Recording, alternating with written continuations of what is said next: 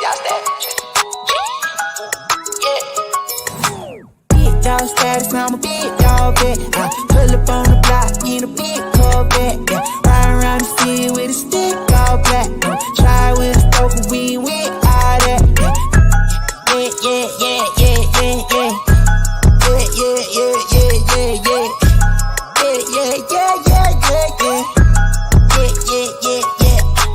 $80 million and I can't go back. Got a lot of jewelry on me, man, you can't hold that. So ask him better, tell him that I ain't so crack. Know your money long when your people can't fold that. I'm ballin', yeah.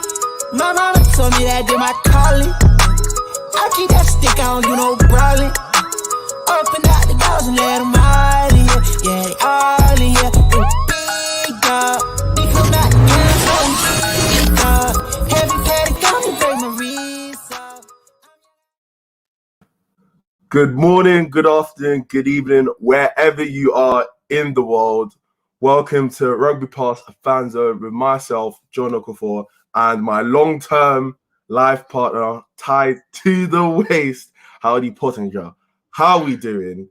I do really well. I've got a very, very big smile on my face.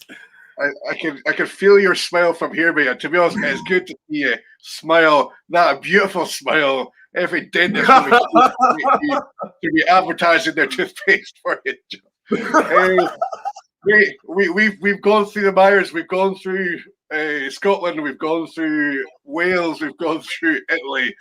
How pleased are you about England continuing that phenomenal record they have against France at Twickenham and coming out victorious today, mate? I think when I saw the start and I saw we started that game, I was like hands in my head and thinking we are in the mud. Like, oh my God, we have problems. But credit to Watson. Like, all I can say, I can't stop thinking about Anthony Watson. He turned up today big time. You've got to give a lot of props to Billy V. I think he's played his way back into some good form today. Maro, again, scoring that crucial try. He's answered some critics. People were telling him he might not be the next England captain. He's blown the line captain. But again, when it mattered most, 2 minutes to go, big players step up. And that try at the end, look, you only need a whisker off the grass for it to be a try. It's a try. I'll take it. Credit where credit is due. The French team, like I was tweeting, they might actually be winning the World Cup. Let's not get ahead of ourselves as England. We still have our work to do, but that French team, my God, they are something. They are really something. It's cool. Obviously, the next World Cup's going to be in France. Guys, keep coming in with your comments. We'd love to hear what you thought about the game. Luchib, you've come in saying, well played, England deserved the win. Yeah, I think they did deserve the win. Big G, great game. Well played, England. Feel bad for their French. Don't feel too bad for their French, Big G. Don't worry, mate. Luchib, I told you it was brilliant today, especially towards the end. Very entertaining game to watch from a neutral. Yeah, it was. Let's go through the game, John, because as we're saying, I was delighted when the first couple of opening bits was 80 seconds or something was on the clock. That try was incredible. We talked through it. That little pass from Vakatawa, how much space did two big guys have to work with? Vakatawa, we ship on to Toma on that touchline. He must have had his right foot on the touchline, the left one flying or floating. And then the ball came in and they got the ball out, kick over, and Dupont, who else but Dupont, comes in, scores a try. You must have been thinking, shit, when that moment happened.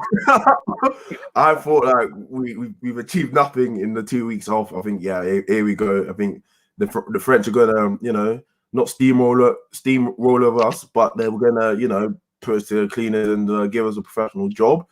And for parts of that game, the French side they look like they're one of the best teams in the world, if not on form right now. But might be the best team in the world right now on form. So for me, like that French team is exciting, but in terms of England, that's a gritty, gutsy performance. That's getting the job done. It really was, because that was Dupont got that quick try almost effortless. And then how long did it take before Watson scored a good try? And I was really impressed with how patient England were, because they were relentless. They didn't take the foot off when they were camped in the French 22. Lots of patience when times beforehand we might have seen some England players losing their head a wee bit, white line fever, trying to go for it. But that impressed me. England didn't score for a lot more time when they were camped in that 22. And that impressed me, because we've seen so many teams, they get towards the try line and it's like, go, we've got to try and score. But they showed the patience, and Anthony Watson, as you say, getting his 50th cap today, man of the match, scoring that try and getting England back in the game. Yeah, absolutely. I think Watson was probably the best performer today for England. However, let's give a lot of other boys their credit. Like some of the comments said, Billy V and Itoje are back to their best. Yes, they are. I think once you don't play at a high level for so long, it's gonna take some time for it to come back. And now, being around in an England setup, that's like the highest level it's gonna be. Test match rugby is as high as it gets. So in terms of playing their way back into form, Eddie Jones was right to stick to Itoje and Billy V. I think Farrell was pretty good today. There's still some areas he can work on, but considering where we started and considering where we're looking, how we're going to finish the Six Nations, we started to come a long way. I'm a big fan of Max Malins at fullback. I think he brings something different. Hopefully, Eddie Jones sees that and we keep him going forward. It's a shame that I didn't get to see Ollie Lawrence play a little bit earlier. Given the nature of those sort of games, you do kind of stick to your tried and tested formulas. Those are a bit more international experience, got the caps under their belt. So it's a shame I didn't get to see him play a little bit early into the game. But however, across the board, 1 to 23, I think the England boys can head back to, I think they're training at the Lensbury at the moment, like on Monday morning. Pretty proud of that performance.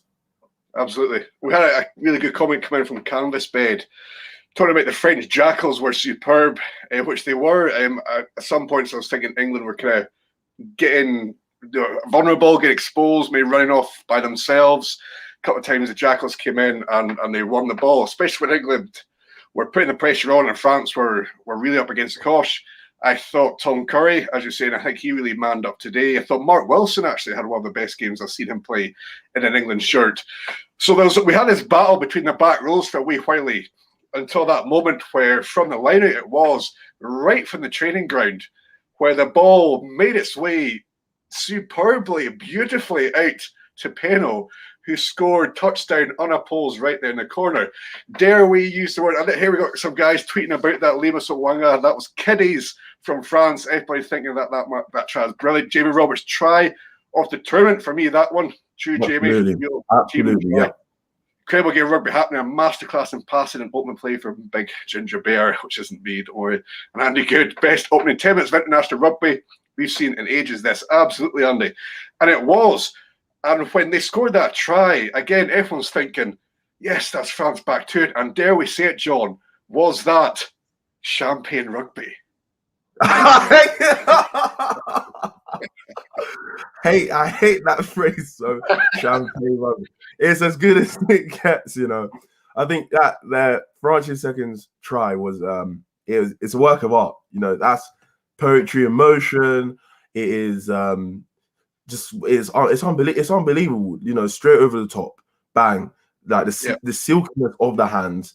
That then the decision making. You got 3v2. Do you go hands or do you go over the top? And he drops it perfectly. Like there's not many players that have that range of ability into that like that range of ability, and he drops it perfectly in stride, and they walk it in. And like Jamie Roberts tweeted there, try of the tournament, and that will go down as one of the all-time tries in like the Six Nations history in terms of just how beautiful that what was. Like it's just a work of art.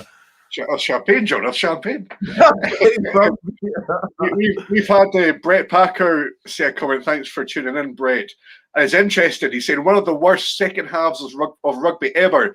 I'll agree with that, Brett, if you are comparing it to the first half. because the first half, at times, you would almost think it was a barbarians match. See that time when the ball was being thrown in, there was about 2 or 3 quick throw-ins. It was incredible. And then that second half, well, you could say that players might be exhausted or tired. Big G, another really good point. Thanks for tuning in. English scrum got the upper hand in the last quarter, which helped with the penalties. Now, I think Andrew Brace overall had a decent game. He did have a decent game. A couple of the penalties, I'm not too sure. I thought Kyle Sinclair's feet were just a wee bit further back. I think Cyril Bay got a wee penalised a couple of times. Yeah. But again, that's what happens. And then, the next scrum, it might be a French penalty for a similar thing. But definitely, John, the English pack did seem to put the squeeze on, especially in the last 20, where we know that France aren't their hottest in the last 20. Yeah, definitely. I think the English pack in the scrums, we did probably get the upper hand overall. Was it like a massive physical game in terms of did England physically brutalize France? Probably not. But in terms of the forward pack, they probably won the 1% battles across the pitch consistently enough, and that's what Test match rugby is, especially in those tight channels, is the 1% battles and who wins those. And I think today that England won those battles, and we got the result. Yeah, exactly, and that's what it did come down to. That was those 1%, which brings us on to what became the match-winning try.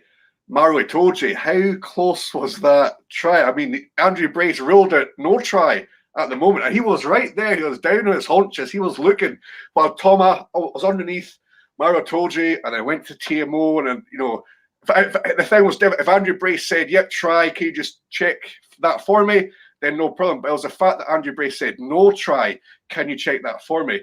So yeah, at that point, I'm sure, Joe, your heart must have been in your mouth when the seconds were taken away. It's one of those things, they always talk about the wording in terms of when they go up to the TMO, how they word things. When they say try yes or no, it's like, all right, is it a try yes or no? When he says on-field decision, no try, I'm like, right. So the TMO is thinking, how can I overrule his decision? And we're talking blades of grass. Like she says, she was taking her time, because we're literally talking a flicker of grass. That's all she's looking for at that point. It is when you talk about 1%ers, that's as close as you get in terms of winning and losing test match rugby. Because without that try, we lose that game. We lose 2016 rather winning 23-16. 23-20. And then that moment where, again, that's why Andrew Brace did play a good match today, was when, I think it was from a kick, it might have been Thomas, it might have been Peno, I think it was a Peno's wing, but they brought it up, and Ben Earl, he flops over that ball, whistle, penalty to England, and then whistle, no, sorry, made a mistake, penalty to France. It was a pretty poor kick, to be fair. I think it was Dulani who took the kick. I don't know why Jalbert didn't do that. And then there was a knock on, and then England got the ball. With 77 plus seconds on the clock, England were winning. When Robson put that box kick up, is that, you're thinking, what the hell are you doing? Hold on to the ball, grind it out. Does that show a lack of leadership from England, or do you think that was part of their tactic? Let's just get the ball away, and let's trust in our defence, and let's just keep them back? I think it's one of those things. If you keep the ball, you knock it on, France get it and they score. It's like, why did we not kick it? If you kick it, then France break the line and they scored. It's like, why do you not keep the ball? I think all things considered, in terms of how much England pride their defense, I think that's probably the game plan. Send it back down, you make them beat us rather than we give it to them. We're gonna have 15 men on feet, ice the breakdowns, and if we lose, they've beaten us rather than we've given them an easy opportunity, an easy score. So it is, I would say, probably the game plan in terms of stick to system. Let's go through our we have a game plan in this area. We exit. Don't let the clock change how we've trained for the past eight weeks now. So I think they made the right decision, and at the end of the day, we did win. Exactly. Evidently, they made the right decision. So we've got a few more comments coming in there, guys. Thank you very much for tuning in. We've got one there from Ollie H. one of the best games by England since the World Cup. Brilliant game. That could be quite true, actually. Certainly for that first half. And they kept that screw on and they won the second half. Big G comes in again, saying England have that Irish lady to thank for the 50-50 try. I think they've got the groundsman to thank for that. They need a bonus. He kept that blade just a wee bit higher than the rest of them. And then Paul Candini, thank you. I'm sad because France lose, but good victory for England, which is a cool thing. What's this doing for the Six Nations? What does this do now? How do France come back from this? What do England do? I think for England it shows they're coming back. Everyone knows England will come back. It's like it's an important thing to remember. Like the plethora of talent we enjoy in England, we don't have to worry about, oh, are we going to be bad for 2 or 3 years? Other countries, they go through cycles of players. So we was going to come back, and it shows that we're starting to head on that upward curve. If you remember in the first stream when we talked when we beat Italy, I said it showed that England we're slowly building. Okay, with the Welsh game, there was a blip. We had a blip there. Lots of different factors to take into account. Now, we take those factors into account. Are England improving? Yes, we are. So I think the England camp can definitely take pride in what that performance will do for their confidence. I think for French, it's a shame for the Six Nations that French side don't go down. Don't go down to Wales and battle it out for a Grand Slam. In terms of two contrasting styles of rugby, like mano, your best 15, well, your best 23 versus our best 23, who's going to win the Grand Slam? And I think it would have been such a great narrative for the Six Nations and for the neutrals to really buy into. Do France beat Wales? It'll be, I don't know. It's a hard one. Do France beat Wales, who right now are playing with a lot of pride? On paper, they might not be the best team right now. But in terms of guts, courage, giving everything you can for your shirt, like Wales don't lack that in any capacity. One of the comments said, do Scotland still have a chance? Mathematically, yes. In your mind, in your heart, you'd probably believe that Scotland still have a chance, but I think they would probably look to take third if all things considered. So it's going to be a very, very interesting final match week. What was going to happen was that France were meant to beat England today, then beat Wales next weekend, and then Scotland were going to beat France the following Friday. That's what's going to happen, but obviously nobody sent the script to Eddie, and that idea kind of got a wee bit kiboshed. But we've got tomorrow, well, talking about the games and things like that, we saw Warren Gatland. We've seen him in the stands today. Obviously, he could have paused. I don't know if he's going to be at Murrayfield tomorrow, travel-wise. I don't know if you're allowed to with COVID and things like that, but we saw Warren Gatland in the stands today. Perhaps he was looking at Ellis Genge's new haircut. He might have been looking at his new haircut. And yeah, there it is. He's beautiful. He's like he's got the nickname, the Rhino. He's like the albino rhino at the moment or something. He's it's a great job they've done in the library. Definitely. Whoever players have done that in camp, they should be proud. It's a great job they've done there. Of course it is. But Warren Gatland, so for me, who stood out today in the England game? Tom Curry, I thought, had a very good game. Mark Wilson, I thought, had a very good game. I'm not suggesting Mark Wilson is going to be making the Lions squad, but I think Tom Curry has really sort of put his hand up again. Maro, he got that try. He did lead. I think from counting, Maro only gave away one massively blatant penalty. I think the rest, I actually did quite well. Farrell did okay today. Ford did okay. Youngs did okay.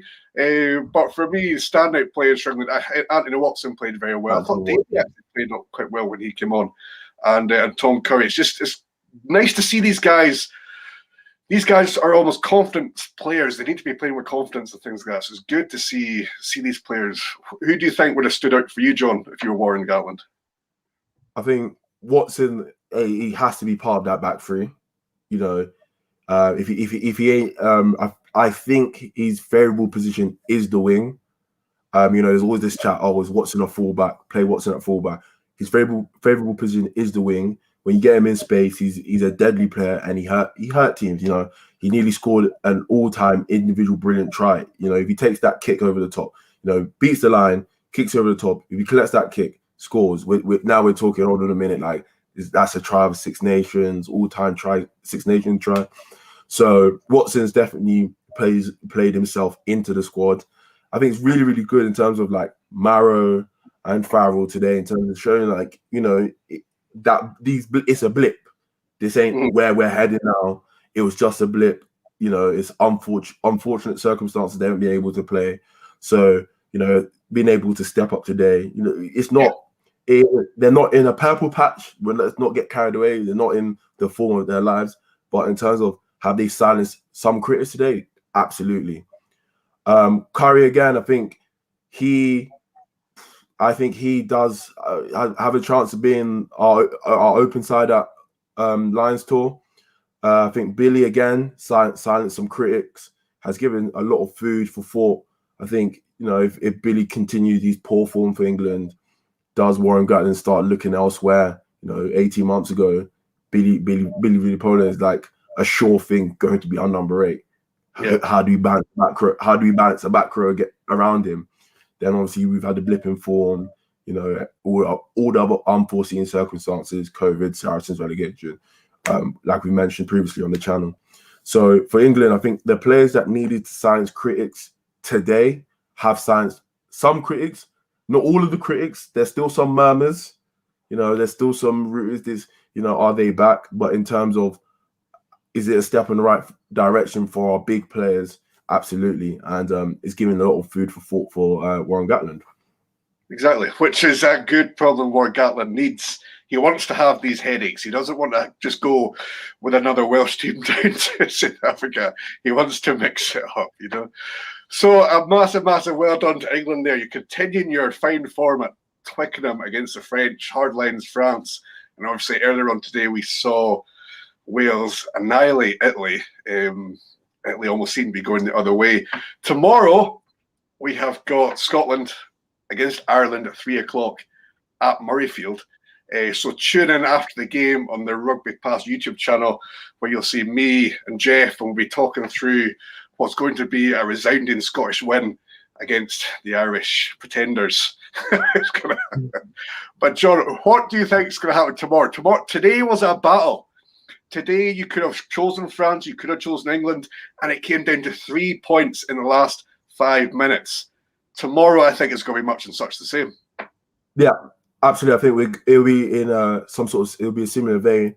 I think in the morning show, like I said, in the breakfast chat, I think Scotland have game breakers, get guys who you look to step up. You know, we look at how some of the big names for Scotland did it against England.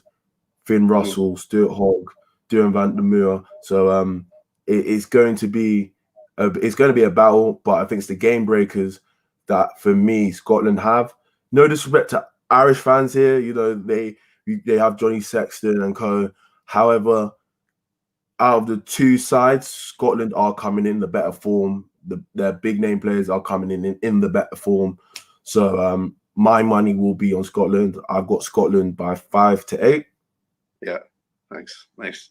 Hopefully, it's going to come down. Hopefully, Platt can have as good a game as Brace did today and let the game flow. Let the boys play rugby. That's what we all want to see. And again, it will come down for the last 10 minutes, 5 minutes. And I hope you're true. I'm too scared to predict anything what's going to be happening tomorrow. I keep swinging my thought the whole time. But let's hope. It's going to be a great game. And let's hope for Scotland win, of course. We all love Scotland. I'll make the tournament interesting. More interested if Scotland was to win. Win a bonus point, and then we'll beat France with a bonus point. And then we'll just see what happens. Right. folkies, thank you very much for tuning in. Thank you very much for following Rugby Pass. Please give us a subscribe whenever you like, and tune in for all the best crack, the best news all about this lovely, glorious sport that we all worship called rugby. John, you've got your own socials you can punt out to stay, my friend. Yeah. Anyone that's still here, head to YouTube, John Okafor. You know, for all things rugby, general life as a 22-year-old university rugby player. Follow me on Instagram at John Okafor __. So yeah, same thing again, but yeah, I have a bit more fun there, and yeah, plug your own social, sir. Nice. And you can also follow me on Instagram at Halde Pottinger or TikTok at Halde Pottinger. I tend to focus more on makeup and how to look good. So if you want any makeup tips and things like that, go and follow my socials and things like that. Not really. You'll follow some rugby stuff. Come over. So there we go, guys. So John, congratulations again once to you. You deserved it, mate. I'm so happy for you. I would have liked to see the French win. Of course, I'm Scottish. I can't but not. I've but waited for you, so long to brag on this. I've waited so long. The boys came good finally. You deserved it, mate. You deserved it. So nobody's going to take that away from you. So go and have a good, safe night, socially distancing and celebrating. COVID safe, of course. Exactly. But from myself and from John, thanks for tuning in, guys. I will catch you tomorrow, right after the Scotland-Ireland match, for your next segment of Rugby Pass Fan Zone. Cheers for now.